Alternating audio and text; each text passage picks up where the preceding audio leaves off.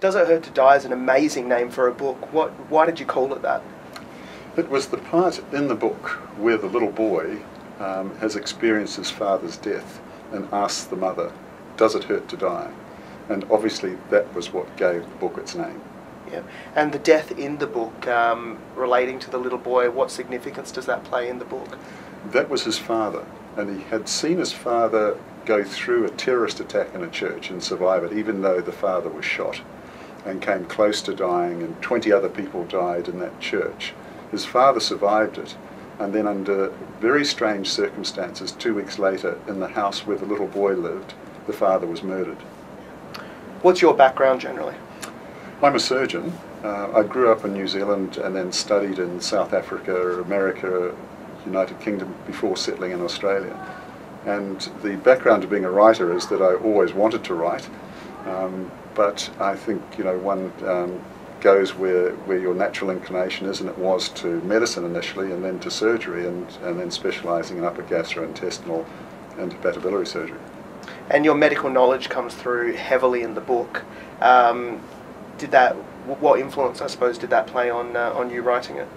Well, it had obviously a big influence, as you will see, and it gives it a genuineness, I think, throughout the book, because you can talk with the background that I have about what happens in some of the scenes which are medically orientated.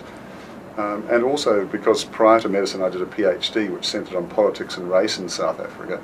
It means that I can draw on that experience and blend them into this mystery which is set in apartheid South Africa. There's a large part of the book about these people who wanted whites back in power and to bring apartheid back, them going underground and essentially trying to pull the strings from there. Do you believe that still exists in South Africa today? I don't think it. The book is obviously fictional, yeah.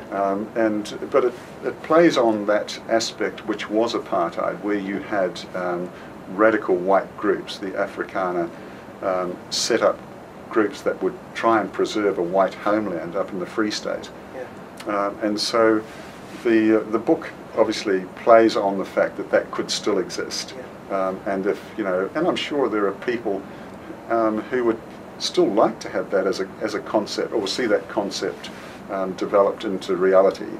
And there are people that now make very controversial statements about life is better.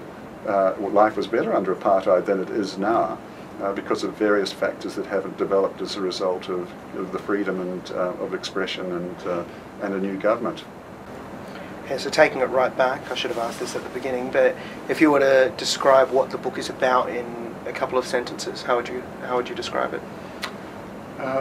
A journey through apartheid Africa to present day, allowing the reader to see some of the iniquities of apartheid, the way blacks were abused, the attitudes of whites, of coloureds, of blacks, and the involvement of that situation to the current day, with some of the things that I had experience of, which was the Bureau of State Security, and also that there were underlying programs going on like germ chemical warfare and the nuclear arms program that was being promoted with countries who were ostensibly opposed to apartheid.